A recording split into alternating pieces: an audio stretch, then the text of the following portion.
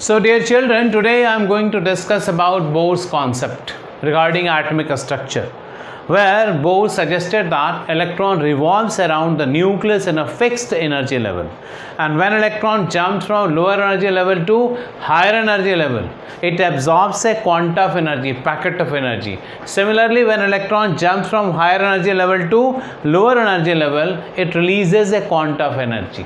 तो एक बातें तो जो बोर साहब ने बताई थी वो ये है। दूसरी बातें जो था, इन्होंने सिर्फ और सिर्फ वन इलेक्ट्रॉन सिस्टम को कंसीडर किया था, मतलब एक ऐसे एटम को, एक ऐसे स्पीशीज़ को जिसके पास सिर्फ कितने इलेक्ट्रॉन्स थे, वन इलेक्ट्रॉन को, ठीक है। और साथ साथ इन्होंने क्या दिया था कि इलेक्ट्रॉन का एनर्जी क्या होगा, फर्स्ट शेल में क्या होगा, सेकेंड शेल में क्या होगा, थर्ड शेल में। तो आप बोर साहब के कॉन्सेप्ट के बेसिस पे आप इलेक्ट्रॉन का एंगुलर मोमेंटम कैलकुलेट कर सकते हो, इलेक्ट्रॉन का वेलोसिटी आप कैलकुलेट कर सकते हो, इलेक्ट्रॉन का टोटल एनर्जी कैलकुलेट कर सकते हो। और इसी तरीके से यदि इलेक्ट्रॉन हायर शेल से लोअर शेल में आएगा तो उसका वेवलेंथ क्या हो सकता है, उसका फ्रीक्वेंसी क्या हो सकता है, उसका वेव नंबर क्या हो सकता है, ये सारी चीज़ें आज हम डिस्कस करने जा रहे हैं। तो चलो हम ये जो शुरुआत कर रहे हैं, कहाँ से कर रहे हैं, देखो ये हमने फर्स्ट कॉन्सेप्ट जो है ये क्या है, E=mc² कहते हैं, ये आइंस्टीन साहब ने दिया था। और ये जो फार्मूला है E=hν, ये किसने दिया था, प्लैंक साहब ने। अब हम क्या करेंगे, देखो इसमें से और इससे है ना एक नया फार्मूला हम लोग डेराइव करेंगे। तो वो क्या है बताओ, इसको हम क्या कहते हैं बताओ, E=mc² है और ये क्या है hν, और इसको हम क्या कहते हैं बच्चे बताओ, hν के जगह पे क्या लिखेंगे, c/λ। तो देखो ये mc² हो गया और ये h/c/λ हो गया। तो हम इसे और इसे कैंसिल कर दें तो ये क्या हो जाता है, mc=h/λ। और ये क्या बच्चे, mass into velocity, mass into velocity को हम क्या कहते हैं, मोमेंटम। तो इस तरीके से h/ क्या मिला आपको, now we have momentum h/wavelength।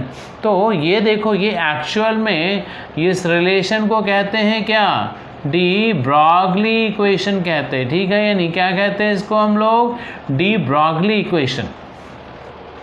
अब ये जो इक्वेशन था ये बोर साहब ने डेराइव नहीं किया था, ये डेराइव किया था डी ब्रॉगली साहब ने। लेकिन इस इक्वेशन को यूज़ किसने किया था, इस इक्वेशन को बोर साहब ने यूज़ किया। तो याद रखना, this equation was derived by de Broglie but it was used by Bohr साहब। इसके बारे में हम लोग इसके बाद में पढ़ेंगे डिटेल्स में, ठीक है। तो देखो यहाँ से हमें इन्होंने यूज़ किया गया, बोर साहब ने क्या यूज़ किया, देखो बोर साहब ने यहाँ से वेवलेंथ का वैल्यू यूज़ किया था। कैसे देखो, तो देखो जब इलेक्ट्रॉन किसी सर्कुलर पाथ पे मूव कर रहा है, ठीक है, जब इलेक्ट्रॉन किसी सर्कुलर पाथ पे मूव कर रहा है, तो ये जो हमने लिया है इलेक्ट्रॉन्स कौन सा और एटम कौन सा लिया, यहाँ पे ये हमने हाइड्रोजन एटम कंसीडर किया। और हम कह रहे हैं क्या कि ये इलेक्ट्रॉन सर्कुलर पाथ पे मूव कर रहा है। कैसे मूव कर रहा है, तो इसमें देखोगे इलेक्ट्रॉन्स का क्या मैंने बना दिया, वेव बना दिया। अब इस केस में ये जो सरकमफेरेंस है एटम का, उसको क्या लेते हैं हम लोग बताओ, 2πr। और इस पे जो वेव बन रहा है, ये वेव है या नहीं, तो वेव को कैसे लिखते हैं हम लोग, लैम्डा के टर्म में। और नंबर ऑफ वेव्स कितना बना, मान लेते हैं ये n के टर्म में आ गया। तो देखो 2πr = n λ, ठीक है या नहीं, ये कहाँ से आता, ये यहाँ से आया। अब हमें करना क्या है, देखो लैम्डा = h/p होता। तो हम लोग ये डी ब्रॉगली के इक्वेशन को यहाँ पे यूज़ कर रहे हैं। बोर साहब का इस इक्वेशन से कोई लेना देना नहीं था, बोर साहब ने इस इक्वेशन को, डी ब्रॉगली के इक्वेशन को यहाँ पे यूज़ किया था।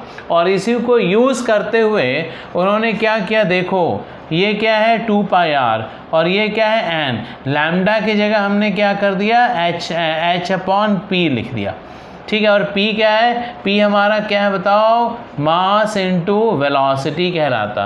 अब हम क्या कर रहे हैं बच्चे लोग, देखो इस p को हम इस तरफ ले आ रहे हैं, तो pr = क्या कहलाता है, nh/2 2π, ठीक है ना। क्या कहला गया ये NH/2π। और हम इसको क्या कह सकते हैं बताओ, P का वैल्यू क्या है mv, तो ये क्या हो जाएगा mvr is equal to NH/2π। तो ये एक नया इक्वेशन निकाला हमने। कौन सा इक्वेशन है ये हमारा, तो आप देखोगे ये इक्वेशन है हमारा बोर साहब का इक्वेशन था ये, ठीक है। यानी किसका इक्वेशन था ये, बोर साहब का इक्वेशन था। बोर साहब ने इसके थ्रू क्या बताया था, तो देखो ये जो mvr है, ये जो NH के बराबर NH/2 क्या पाई के बराबर है, तो ये है क्या mvr, ये mvr कहलाता बच्चों एंगुलर मोमेंटम कहलाता। ये क्या है, angular momentum of electron. What is this, this is angular momentum of electron, ठीक। अब ये इसका वैल्यू क्या होता है, तो देखो ये जो mvr होता है ये किसके बराबर होता है, NH/2π के बराबर। तो देखो यहाँ पे जो h है ये क्या है, प्लैंक्स कांस्टेंट, और ये इसका नाम ही है प्लैंक्स कांस्टेंट। मतलब इसका जो वैल्यू होता है हमेशा क्या होता है बताओ, हमेशा इसका वैल्यू फिक्स्ड होता। इसी तरीके से पाई का वैल्यू देखो ना 22/7 या फिर 3.14 हमेशा फिक्स्ड होता। 2 तो एक नंबर है, ये फिक्स होता ही होता, ठीक है। ये नहीं, तो इस तरीके से हम क्या देखते हैं, h पाई और 2 क्या है, कांस्टेंट है। इसका मतलब हम कह सकते हैं क्या, mvr is directly proportional to n, कह सकते हैं ना। तो लिखोगे the angular momentum of the electron is directly proportional to the value of n। यदि मान लो n का वैल्यू, गौर करना, यदि n का वैल्यू 1 है तो हमारा ये जो देखना, यदि एंगुलर मोमेंटम, ठीक है ना, एंगुलर मोमेंटम के लिए गौर करोगे, यदि n का वैल्यू 1 है तो ये कितने के बराबर हो जाएगा, देखना ऐसे नहीं, if n is equal to 1 तो क्या लिखेंगे हम लोग, angular momentum, angular momentum will be equal to what, h/2π के बराबर होगा। इस तरीके से यदि n का वैल्यू क्या है 2 तो हम क्या कहेंगे, angular momentum will B 2 × h/2π। आई बात समझ में, ये क्या होता है, एंगुलर मोमेंटम किसके बराबर होता है, NH/2π। तो यहाँ पे हम सिर्फ क्या कर रहे हैं, n को चेंज कर रहे हैं। यहाँ पे किसको चेंज कर रहे हैं हम लोग, सिर्फ n को चेंज कर रहे हैं। तो n का वैल्यू क्या होगा, 2 होगा, तो इसका ये क्या हो जाएगा, डबल हो गया। यदि इसी तरीके से n का वैल्यू 3 है ना, तो ये वैल्यू क्या हो गया, 3 × h/2π। तो हम कह सकते हैं ना, angular momentum of electron in the orbit is the integral multiple of h/2π। Write down, क्या लिखेंगे हम लोग, angular momentum of electron in the orbit is the integral multiple of h/2π, ठीक है। ये हम ऐसा लिखते हैं। तो देखो एक यहाँ पे हम लोगों ने जो फाइंड आउट किया है, बहुत ही इंपॉर्टेंट फॉर्मूले को हमने डराइव किया, इसको क्या कहते हैं, एंगुलर मोमेंटम। तो देखो बच्चे लोग, हमने एक फार्मूला क्या देखा था, हमने एक फार्मूला देखा P = h/वेवलेंथ। दूसरा फार्मूला जो हमने देखा, angular momentum is equal to NH/2π। ये बहुत ही इंपॉर्टेंट फार्मूला, वैसे ये भी बहुत इंपॉर्टेंट है, लेकिन जो हमारा दूसरा एंगुलर मोमेंटम का फार्मूला है ये वाकई बहुत इंपॉर्टेंट है। इसको याद रखोगे तो आगे आपको फार्मूला याद है तो ठीक है, नहीं याद है तो भी आप सारा कुछ डिराइव कर सकते हो, ठीक है ना। चलो नेक्स्ट अब हम लोग बात करने जा रहे हैं, सेकेंड पार्ट में हम लोग बात करेंगे, लिखो the force acting on electron, the forces acting on electron on the circular path। तो देखोगे बच्चे ये क्या है, देखना, ये जो इलेक्ट्रॉन है ये जब मूव कर रहा है तो इसके पास दो तरह का फोर्स है, one is centripetal force, another is centrifugal force. Centrifugal force क्या हो गया, the force which is acting outside और अवे द सेंटर, ये इसको क्या कहते हैं हम लोग बताओ, centrifugal. centrifugal force, the force which is acting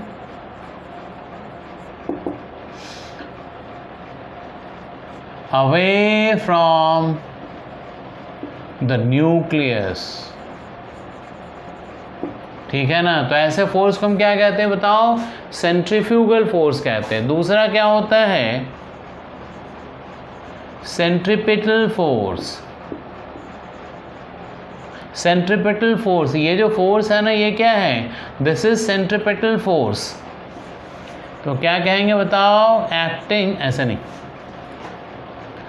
force which is acting towards the center of atom, है ना। या हम क्या कह सकते हैं? सेंटर ऑफ एटम क्या हो गया बोलो? Towards the nucleus. अब इस फोर्स को क्या कहते हैं? ये जो फोर्स है इसको क्या कहते हैं बताओ? इसको कहते हैं कूलम्बिक फोर्स। कूलम्बिक फोर्स होता है, ठीक है ना। कूलम्बिक फोर्स के लिए फॉर्मूला क्या होता है? F is equal to Q1 into Q2 upon R square हम लोग लेते हैं, ठीक है या नहीं। तो अब इस केस में देखो, यदि हमारा Q1 जो है वो प्रोटॉनिक चार्ज है, हम इसको लिखते हैं E, और Q2 जो है वो इलेक्ट्रॉनिक चार्ज है, और उसका वैल्यू क्या होता है बच्चा लोग? -1 होता। तो हम क्या लिखेंगे बताओ? F is equal to E into e minus e into e upon r square. ये -E क्यों लिखा मैंने? क्योंकि देखो, प्रोटॉन के चार्ज को यदि आप E ले रहे हो तो प्रोटॉन और इलेक्ट्रॉन का चार्ज तो अपोजिट होता है, तो हमने इसको क्या लिया? -E। तो -E हम लिखेंगे तो ये क्या हो जाएगा बताओ? -E square upon r square होता है ये, ठीक है या नहीं। ये क्या हो गया बताओ? ये हो गया -E square upon r square. अच्छा, एक चीज़ देखो, इस केस में एक और फैक्टर है। क्या है? देखो, ये प्रोटॉन लिया है कितना? यहाँ पे प्रोटॉन 1 लिया। क्यों? क्योंकि हाइड्रोजन एटम हमने ले लिया। ये किसके लिए है?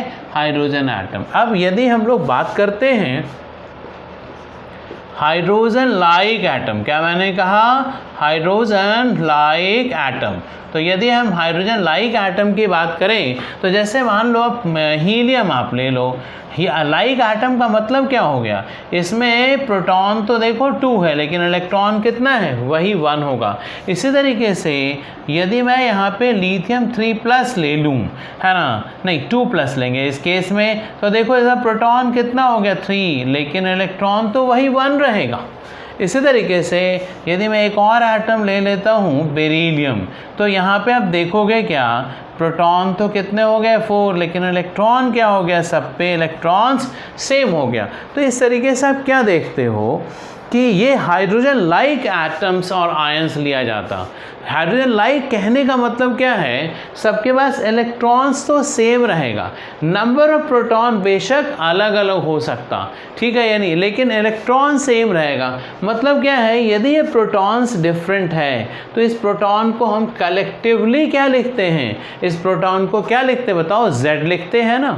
तो यहाँ पे सबके लिए क्या लिखेंगे? Z। तो हम आगे देखते हैं, यदि ऐसा हो, हम ऐसा कहते हैं कि if Z number of protons are present, यदि Z नंबर ऑफ प्रोटॉन्स इसमें प्रेजेंट है, तब आप कैसे करोगे? तब क्या करोगे देखना। तो ऐसे में गौर करोगे, यहाँ पे इसकी जगह पे क्या हो जाएगा? प्रोटॉन्स क्या लिखेंगे? ZE लिखेंगे, क्योंकि इसका नंबर 1 नहीं है, 2 नहीं है, कुछ भी हो सकता है। लेकिन इलेक्ट्रॉन का वैल्यू क्या लिखेंगे बच्चे लोग? -E। तो इस तरीके से F इज इक्वल टू क्या हो जाएगा बताओ? F इज इक्वल टू क्या लिखेंगे? -E इंटू ZE अपॉन क्या हो जाएगा? R square. इसका मतलब क्या हो गया? F is equal to ZE square upon R square. ये हमारा क्या तैयार हो गया बोलो, force actually acting on the electron आ गया। क्या आ गया ये बताओ, force actually acting on the electron को हम क्या कहते हैं, F is equal to minus Z E square upon R. और ये कौन सा फोर्स है, the force which is acting towards the centre. तो इस इलेक्ट्रॉन पे दो तरीके का फोर्स होता है, एक फोर्स कौन सा है जो सेंटर से दूर, उसको हम क्या कहते हैं, सेंट्रीफ्यूगल फोर्स कहते हैं, और दूसरा टूवर्ड्स सेंटर हम उसको क्या कहते हैं, सेंट्रीपेटल फोर्स कहते हैं। तो हम क्या कहते हैं, force which is acting towards the centre of the atom, जो न्यूक्लियस की तरफ फोर्स होता है उसको क्या कहते हैं, सेंट्रीपेटल फोर्स। ये एक्चुअल में कौन सा फोर्स होता है, तो देखो इसको हम क्या कहते हैं, कूलम्बिक फोर्स। अब ये क्या होता है, कूलम्बिक फोर्स जो होता है दो अपोजिट चार्ज पार्टिकल के बीच काम करेगा। तो इसलिए देखो वहाँ पे क्या, एक प्रोटॉन है और एक इलेक्ट्रॉन है, प्रोटॉन पे प्लस चार्ज होता है, इलेक्ट्रॉन पे माइनस चार्ज होता है, तो दो अपोजिट चार्ज है। जब अपोजिट चार्ज है तो ठीक है, यहाँ पे हमने क्या लिया, general formula Q1 Q2 charge particle है। तो अब यहाँ पे Q1 Q2 के जगह पे हमने क्या दिखा, प्रोटॉन और इलेक्ट्रॉन, एक पे प्लस ई होगा दूसरे पे माइनस ई होगा। तो ऐसे में F is equal to minus e into e upon r square is equal to minus e square upon r square हो गया। अब ये जो कॉन्सेप्ट लिया गया किसके लिए था, ये सब किसके लिए था बोलो, this is for hydrogen atom. किसके लिए लिया हमने बताओ, ये this is for hydrogen atom. लेकिन यहाँ से हमारा क्या हो गया, हाइड्रोजन लाइक। हाइड्रोजन लाइक की खास बात क्या है, इलेक्ट्रॉन तो वही रहेगा लेकिन प्रोटॉन क्या होगा, Z नंबर ऑफ प्रोटॉन्स हो गया।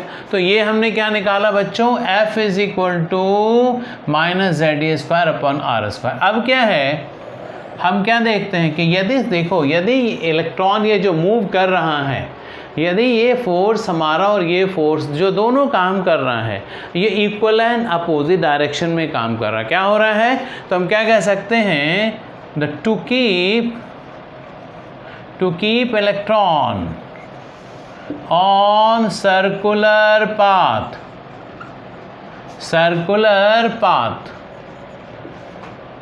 centripetal force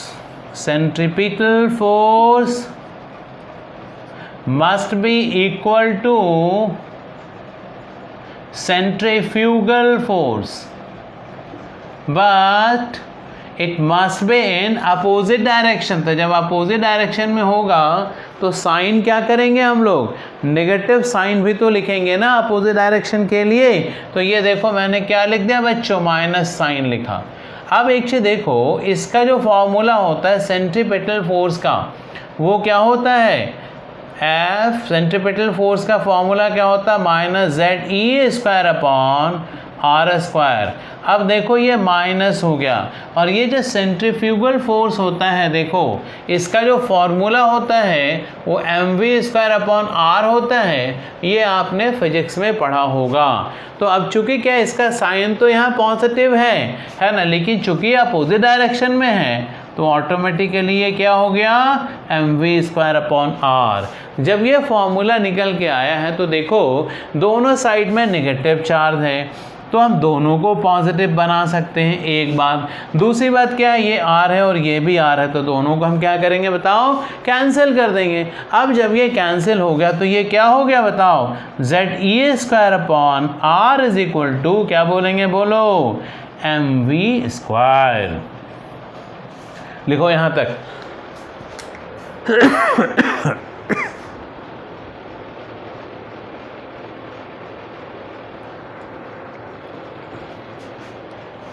चलो, तो इस तरीके से हमें क्या मिला, जेड ई square upon half mv square. अब हम करते क्या हैं, देखो on multiplying both side of the equation by half लिखोगे, on multiplying both side of the equation by half. तो जब आप दोनों तरफ हाफ से मल्टीप्लाई कर देते हो तो देखो ये इक्वेशन क्या हो गया, half z E square upon r is equal to half mv square. और ये जो हाफ mv स्क्वायर है इसको क्या कहते हैं, इसको कहते हैं हम लोग काइनेटिक एनर्जी। क्या कहते हैं इसको हम लोग, इसको कहते हैं हम लोग kinetic energy. So what we are doing, we are we are now in a position and we have got this new formula of kinetic energy. Kinetic energy तो हाफ mv² होता ही था, अब एक नया फार्मूला आपके लिए क्या मिला, kinetic energy is equal to half mv² के साथ साथ एक नया फार्मूला क्या मिला है बच्चों, Ze²/2r। तो आपसे यदि पूछा जाए कि काइनेटिक एनर्जी का formula, kinetic energy associated with the electron का फॉर्मूला क्या होता है, तो आपसे यदि पूछा जाए कि क्या ये Ze²/2r होता है, तो आंसर है यस। देखो ना क्या है ये, देखो Ze²/2r is given what, the kinetic energy of the electron. और ये क्या है बच्चे बताओ, ये हो गया हाफ mv²। तो काइनेटिक एनर्जी का दोनों फार्मूला आपको मिल गया, हाफ mv² और Ze²/2r। आई बात समझ में। चलो इसी बात पे एक और हमने कैलकुलेट करना है, क्या कैलकुलेट करना है, पोटेंशियल एनर्जी। पोटेंशियल एनर्जी, ठीक है ना। पोटेंशियल एनर्जी को क्या कहते हैं हम लोग, बोलो, पीई कहते हैं। अब जब हम लोग पोटेंशियल एनर्जी को पीई कहते हैं तो देखो पोटेंशियल एनर्जी क्या कहलाता है, फोर्स इनटू डिस्टेंस। क्या कहलाता है ये, फोर्स इनटू डिस्टेंस। तो देखो ये जो इलेक्ट्रॉन, हम लोग तो सिर्फ इलेक्ट्रॉन के ही बारे में बात कर रहे हैं, तो ये इलेक्ट्रॉन के लिए डिस्टेंस तो यही r होगा ना, यही तो वो डिस्टेंस है। फोर्स की बात हम क्या कहेंगे, तो अभी अभी हम लोगों ने डिस्कस किया था ना सेंट्रीपिटल फोर्स का formula. What was that? That was minus Ze²। तो हम फोर्स की जगह पे कौन सा फोर्स लिखेंगे बताओ, सेंट्रीपिटल फोर्स। सेंट्रीफ्यूगल नहीं लेंगे, because the force which is acting towards the nucleus वो हमें यहाँ पे लेना है। तो सेंट्रीपिटल फोर्स इनटू क्या हो जाता है यहाँ पे, ये बताओ, रेडियस हो गया। तो ऐसे में सेंट्रीपिटल फोर्स का फॉर्मूला क्या होता है, माइनस Ze²/r का ये क्या है, स्क्वायर है, और इसको आपने क्या किया, r से मल्टीप्लाई किया, तो ये और ये कैंसिल। तो क्या मिल गया बच्चों बताओ, Ze²/r। इस तरीके से आपको एक नया फॉर्मूला मिला, क्या मिला, पोटेंशियल एनर्जी का फॉर्मूला मिल गया। तो अब तक में देखो फिर एक बार मैं रिकैप कर देता हूँ। एक फॉर्मूला क्या मिला था, momentum is equal to h upon, बोलो, वेवलेंथ। एक फॉर्मूला ये निकाला हमने। दूसरा क्या निकाला था, mvr is equal to nh/2π। ये डी ब्रॉगली साहब ने ये जो फार्मूला है ना, ये जो फार्मूला है ये डी ब्रॉगली साहब का है, और बोर साहब ने इसको उधार में लिया था। समझ गया ना, ये बोर साहब का फार्मूला नहीं है, लेकिन ये उधारी इन्होंने ले लिया था, यूज़ किया था इनके फार्मूले को। उसके बाद हमने जो बात किया वो क्या बात किया बच्चे बताओ, इसके साथ साथ हमने एक फॉर्मूला क्या मिला था, 2πr is equal to n lambda. तो यदि रेडियस दे दिया जाए, n का वैल्यू दे दिया जाए, तो ये वेवलेंथ भी आप कैलकुलेट कर सकते हो। आया समझ में। इसके साथ साथ अभी आपने क्या लिखा है, फोर्थ पॉइंट में क्या लिखा हमने, we have kinetic energy, that is what, Ze²/2r। इसी तरीके से काइनेटिक एनर्जी का फॉर्मूला क्या निकाला हम लोगों ने, ये तो पुराना है, हाफ mv², ये आपके लिए नया था। साथ साथ अब हमने क्या निकाला बताओ, now we have potential energy. Potential energy का फॉर्मूला, बेहतर है मैं पोटेंशियल एनर्जी को काइनेटिक एनर्जी के नीचे लिखना पसंद करूँगा। ऐसा क्यों, तो देखो ये क्या है, माइनस Ze²/r है ये पोटेंशियल एनर्जी, और यहाँ पे ये क्या है, प्लस है। दोनों में देखो अंतर क्या है, ठीक है ना। तो इस तरीके से हमने इतने फॉर्मूले को डिराइव कर लिया है ना। चलो आगे और हम बात करते। अब जो हम बात करेंगे बच्चे लोग, हम बात करेंगे टोटल अभी बात करेंगे टोटल एनर्जी, मैं बोलने वाला था लेकिन उससे पहले मैं बात करूंगा radius of electron from the nucleus, मतलब हम इसका क्या वैल्यू होगा that we are going to find out. तो लिखोगे रेडियस ऑफ इलेक्ट्रॉन, ठीक है ना। तो radius of electron we get this value from mvr is equal to NH upon 2 pi के फॉर्मूले से हम लोग एनालाइज करेंगे। अब एक चीज़ देखो, ये सारा जो हम कर रहे हैं क्यों कर रहे हैं, आप सोचोगे क्यों ये सारा फॉर्मूला हम लिखते जा रहे हैं, क्यों ये सारा फॉर्मूला हम डेराइव करते जा रहे हैं। तो देखो हमें मैंने क्या कहा था, अब तक में देखो हमने क्या क्या फाइंड आउट किया, मोमेंटम ऑफ द इलेक्ट्रॉन का क्या मोमेंटम हो सकता है, और उसके बाद हमने क्या फाइंड आउट किया, एंगुलर मोमेंटम। जब इलेक्ट्रॉन सर्कुलर पाथ पे मूव कर रहा है, कोई भी ऑब्जेक्ट जो सर्कुलर पाथ पे मूव करता है उसके लिए हम लोग क्या कंसीडर करते हैं, एंगुलर मोमेंटम। तो एंगुलर मोमेंटम अब हम लोग कैलकुलेट कर सकते हैं इलेक्ट्रॉन का, साथ साथ हम इलेक्ट्रॉन का क्या कैलकुलेट कर सकते हैं, काइनेटिक एनर्जी कैलकुलेट कर सकते हैं, kinetic energy associated with the electron, potential energy associated with the electron हम कैलकुलेट कर सकते हैं। और अब देखो हम क्या करने जा रहे हैं, now we are going to calculate this distance, that is how far this electron is present from the nucleus, that we can calculate the formula of radius. And now we are going to derive the formula of radius. तो देखो radius के लिए हम क्या करेंगे, बोलो NH upon, देखो ना क्या है ये 2 पाई, उसके बाद क्या है m, फिर क्या है v। अब हम क्या कर रहे हैं, दोनों तरफ हम क्या करने जा रहे हैं बेटा, स्क्वायर करने जा रहे हैं। क्या कहा हमने, on squaring both side of the equation क्या मिल जाएगा, 4 pi square m into m v square. देखो इसको हम चाहते तो एम वी स्क्वायर लिख सकते थे बट हमने लिखा नहीं। क्यों नहीं लिखा, तो देखो हम इसमें देखो क्या लिखेंगे, n स्क्वायर h स्क्वायर, है ना। क्या लिखा हमने, n स्क्वायर h स्क्वायर, उसके बाद क्या लिखा बच्चे लोग बताओ, 4 पाई स्क्वायर और m। अब हमने इसको अलग से क्यों लिखा, वो इसलिए लिखा क्योंकि हम लोगों ने एक फॉर्मूला अभी फाइंड आउट किया था। And what was the formula, याद करो, mv square is equal to ZE square upon R। आप याद करो ना, जो हमने काइनेटिक एनर्जी का फॉर्मूला निकाला था, पहले तो mv स्क्वायर और ZE स्क्वायर अपॉन R निकाला था, बाद में हमने इसको दोनों तरफ हाफ से मल्टीप्लाई किया था। तो अभी हमें क्या लिखना है, mv स्क्वायर का वैल्यू। यदि हम mv स्क्वायर का वैल्यू यहाँ पर लिख दें तो ये क्या हो जाएगा, ZE स्क्वायर अपॉन R हो जाएगा। आई बात समझ में, क्या हो जाएगा बोलो, ZE स्क्वायर अपॉन R हो जाता है। और ये इसको लिखने के बाद यदि आप इसे और इसे कैंसिल कर दो तो देखो रेडियस का फॉर्मूला क्या मिला, n square h square upon 4 pi square m ZE square बनता है ये रेडियस।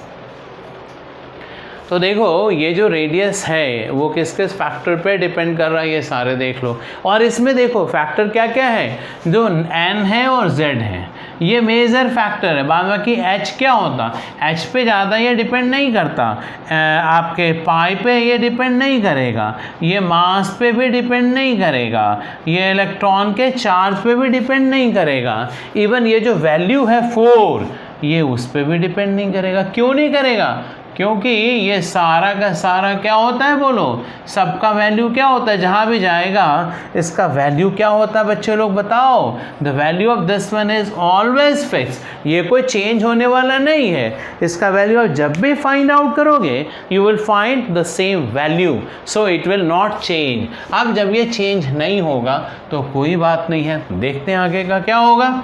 अब जब हम लोग इसमें h का वैल्यू रख दें, ठीक है, यानी पाई का वैल्यू रख दें, मास ऑफ इलेक्ट्रॉन रख दें, इलेक्ट्रॉनिक चार्ज रख दें, 4 रख दें, तो तुम देखो सबके वैल्यू को रखने के बाद हमें क्या मिलता है, 0.529 into n square upon h square, और ये एंगस्ट्रम में होता है। आई बात समझ में? ये किस में होता है बच्चे लोग? एंगस्ट्रम में। एंगस्ट्रम क्या होता है? यूनिट होता, ठीक है ना? किस चीज़ का? लेंथ का यूनिट होता है। तो ये सारा जो वैल्यू आप देख रहे हो ये किस चीज़ का यूनिट है? बोलो। सब मिला जुला करके हम लोग क्या देखेंगे? हमने यहाँ पे लेंथ का वैल्यू निकाला है और ये फाइनली क्या मिलता है? 0.529 n square upon n square, h square नहीं बेटा, n स्क्वायर अपॉन z लिखेंगे। क्यों? क्योंकि देखो इस केस में देखो इसमें कांस्टेंट क्या है? h कांस्टेंट है, ये सारा तो कांस्टेंट करा ही दिया मैंने। इलेक्ट्रॉनिक चार्ज भी कांस्टेंट है। यदि कांस्टेंट नहीं है तो क्या है?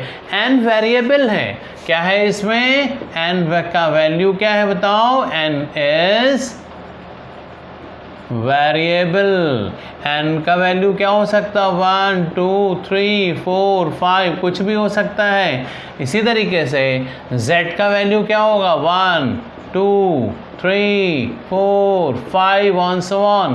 तो इस तरीके से क्या देख रहे हो? The value of n and z is variable but rest of the value is constant. अब हम एक चीज़ और देखो, आप यदि अवॉइड करना चाहते हो unnecessary calculation, then you can make this 0.529 exactly 0.53 into n square upon z। और ये क्या हो गया? एंगस्ट्रम। 1 एंगस्ट्रम कितने के बराबर होता है? 10⁻⁸ बोलो ना, सेंटीमीटर होता है। या फिर 1 एंगस्ट्रम कितने के बराबर होता है? 10⁻⁻10 मीटर। तो इसमें से जो भी वैल्यू दिया जाएगा आप उसको कंसीडर कर सकते हो। अब बात आती है क्या? देखना सबको इसमें, यदि n का वैल्यू 1 है और z का वैल्यू 1 है, इसका मतलब क्या है? यहाँ से आपसे पूछा जाएगा ये क्या है? This is for hydrogen atom. z का वैल्यू 1 हो गया तो ये किसके लिए हो गया? Hydrogen atom. और n का वैल्यू 1 का मतलब क्या हो गया? That the electron is present in ground state. क्या कहा मैंने? Electron is present in ground state और फर्स्ट एनर्जी स्टेट। क्या कहा मैंने बताओ? Electron is present in ground state और फर्स्ट एनर्जी स्टेट। तो यदि इसका वैल्यू आप n का वैल्यू 1 लेते हो, z का वैल्यू 1 लेते हो, तो ऐसे में आपको क्या मिलेगा? रेडियस का वैल्यू क्या मिलेगा? 0.53 एंगस्ट्रम। इसका मतलब क्या हो गया बच्चे लोग? बता सकते हो? देखो ये बहुत बड़ा टूल्स है आपके लिए, ये बहुत बड़ी चीज़ है, याद रखना, बहुत ही बड़ी चीज़ है। कैसे? देखो कैसे ये बहुत बड़ी चीज़ है, देखना। तो यदि आपसे कोई पूछे कि भाई एक बात बताओ, हाइड्रोजन के ग्राउंड स्टेट में जो इलेक्ट्रॉन प्रेजेंट है उसका डिस्टेंस क्या होगा? तो आप डायरेक्ट नहीं लिख दोगे भाई 0.53 एंगस्ट्रम। मतलब कभी भी आपको लिख दिया गया that the another atom is hydrogen atom and the electron is present in ground state, इसका मतलब क्या हो गया? This is for obvious that you will be knowing that the electron is present in ground state and the radius value will be what? r is equal to 0.53 angstrom. ठीक है ना? तो देखो इसमें आपको छोटे छोटे क्वेश्चंस दे सकते हैं। कैसे क्वेश्चन देंगे? देखो कहेंगे क्या, ये देखो ये हाइड्रोजन एटम का इलेक्ट्रॉन है जो ग्राउंड स्टेट में है। अब एक इलेक्ट्रॉन, इसी इलेक्ट्रॉन को आपने एक्साइट कर दिया, इसमें इसको एनर्जी दे दिया और एनर्जी दे करके इसको किसी और शेल में आपने भेज दिया। अब इसका वैल्यू तो आपने रख दिया 1, है ना? n का वैल्यू क्या है यहाँ पे? 1। अब इसे n2 का वैल्यू मान लेते हैं, इसका n2 का वैल्यू 4 है। तो यदि n2 का वैल्यू बेटा 4 है तो इसका इस इलेक्ट्रॉन का जो हमारा 4th स्टेट में है उसका यही तो डिस्टेंस हो जाएगा।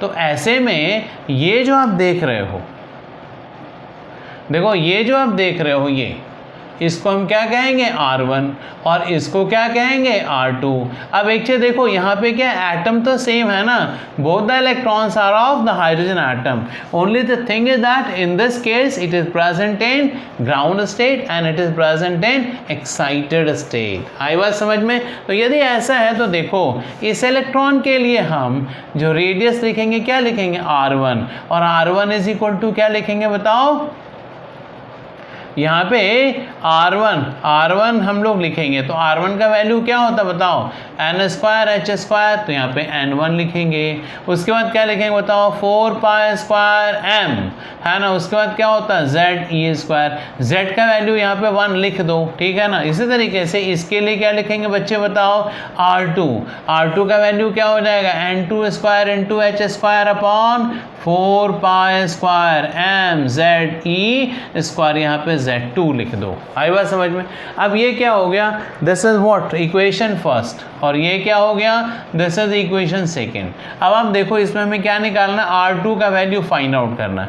तो जिसको फाइंड आउट करना है R2 लिख दिया। Now you see R2/R1 is equal to 1। तो हम देखो इसमें क्या लिखेंगे बताओ, इसमें क्या लिखेंगे, n2² × h² क्या लिख दें बोलो, 4π² m Z1 × E² इंटू फिर क्या लिखेंगे n1² h², फिर हम क्या करेंगे बताओ, 4π² m Z1 का E², ठीक है ना। तो इसके बाद हमें करना क्या, देखो ये h कैंसिल हो गया ना, देखो ये 4, उसके बाद क्या है π², फिर क्या ये m और फिर क्या ये E²। इस तरीके से देखो ये सारा का सारा कैंसिल हो गया। तो फाइनली आपको क्या मिलता है बच्चे बताओ, R2/R1 इज इक्वल टू क्या मिला, n2² n1² इंटू क्या लिखेंगे हम बताओ, ये बच्चे Z2 था, ये क्या है Z1, तो क्या लिखेंगे Z1/Z2। तो ये देखो एक नया फॉर्मूला मिला आपको रेडियस का। तो देखो बच्चा लोग, एक फॉर्मूला तो हमने ये दिया था आपको, दूसरा फॉर्मूला आपको ये दिया था, ये बहुत ही यूज़फुल है। सबसे ज़्यादा न्यूमेरिकल आपको इस पे बनाना है, ठीक है ना। ये भी याद रखना है, ये भी याद रखना है और ये भी याद रखना है। और कैसे याद रखना है, आप सोचोगे कि सर क्या सिर्फ पढ़ करके याद हो सकता है, बिल्कुल नहीं याद होगा। याद रखना, जैसे जैसे आप आगे बढ़ोगे हमारे साथ वैसे वैसे कन्फ्यूज़न होगा। आप कहोगे सर ये बेकार का चीज़, फालतू चीज़ पढ़ा रहे हो, इसको छोड़ दो, है ना। आपका मन करेगा भागो यहाँ से, ये क्या फालतू चीज़ पढ़ रहे हैं हम लोग, इधर से उधर उधर से उधर सिर्फ फार्मूला ही फार्मूला डिराइव किए जा रहे हो। तो बच्चे एक बात बताऊँ, यहाँ जितना भागोगे ज़िंदगी में उतना आगे भागोगे, मानो या ना मानो। जो यहाँ पे जितना मतलब जितना बच्चा 11th में मेहनत करेगा, 12th में मेहनत करेगा, ज़िंदगी में वो उतना ही भागता जाएगा, उतना ही बड़ा आदमी बनेगा, ठीक है ना। तो यदि आप चाहते हो कि आप बड़े आदमी बन जाओ तो उसके लिए बोर्ड पे मेरे साथ भागना पड़ेगा। कैसे भागोगे, तो याद रखना, जैसे मैंने एक बोर्ड आप देख रहे हो, 3-4 बार मैं रब कर चुका हूँ। हर एक छोटे से फार्मूला पे वीडियो को क्या करो, कहो रुक जा, ठहर जा।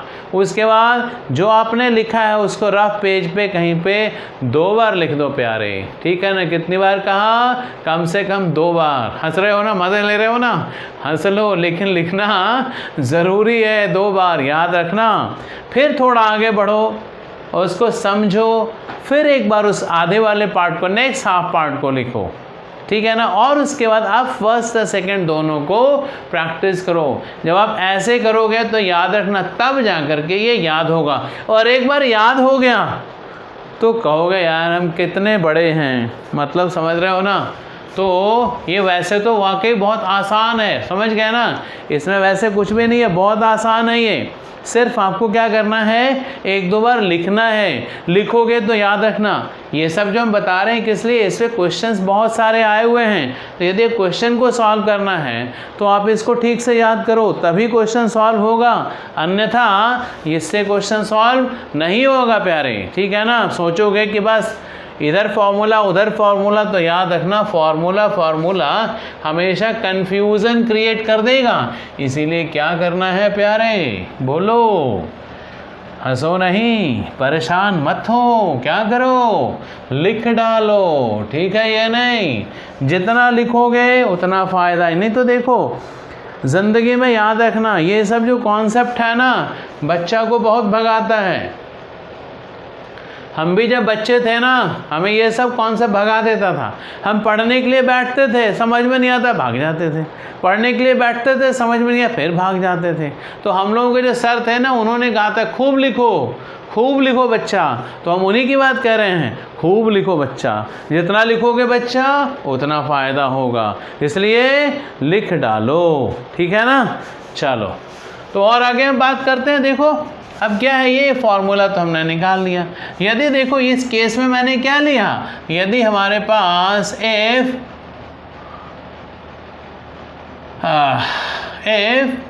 electron is present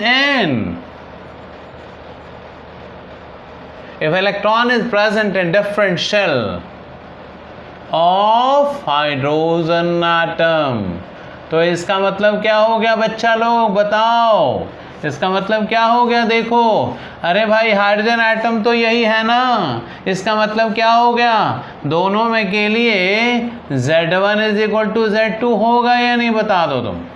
Z1 is equal to Z2 हो गया। ऐसे में ये फॉर्मूला क्या हो गया, ये फॉर्मूला बच्चा सब बताओ क्या हो गया, ये N2 square upon N1 square हो गया।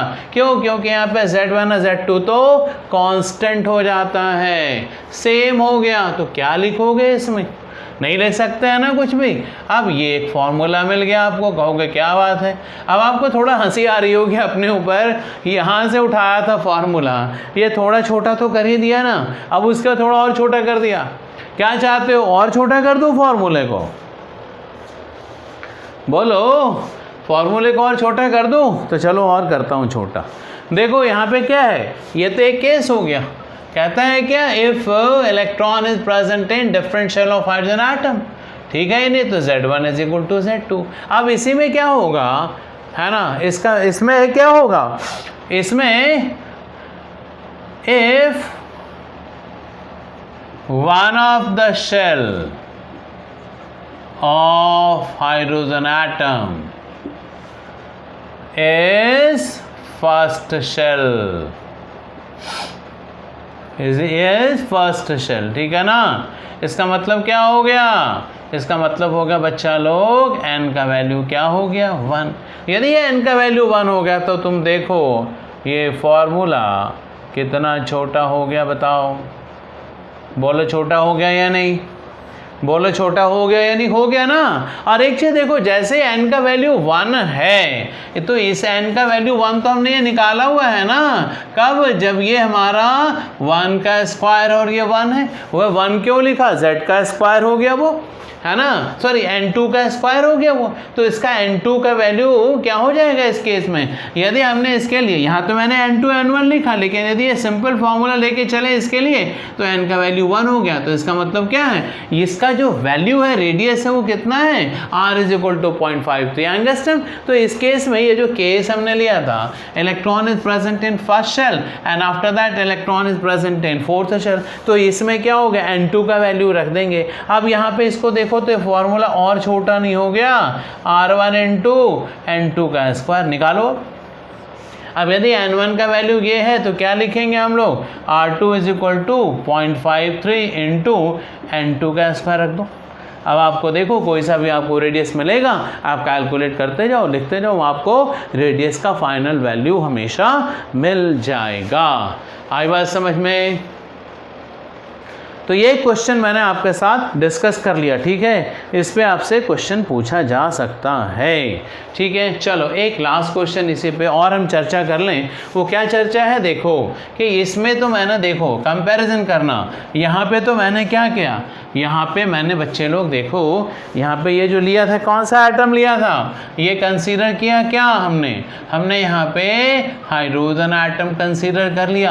अब इसी पे देखो क्वेश्चन आपको दूसरा दे दिया जाए, क्या दिया जाएगा कि भाई देखो एक कोई ये हीलियम है, ये क्या है हीलियम, He2+ का मतलब हो गया 1 इलेक्ट्रॉन सिस्टम, और हीलियम के लिए Z का वैल्यू क्या होता है 2, और इसमें कहता है N1 का वैल्यू क्या है इसका, मान लो 2, मतलब ये जो इलेक्ट्रॉन है वो सेकेंड शेल में प्रेजेंट है। और देखो दूसरा एटम मैं ले रहा हूँ, कौन सा है ये, लिथियम 2+ है।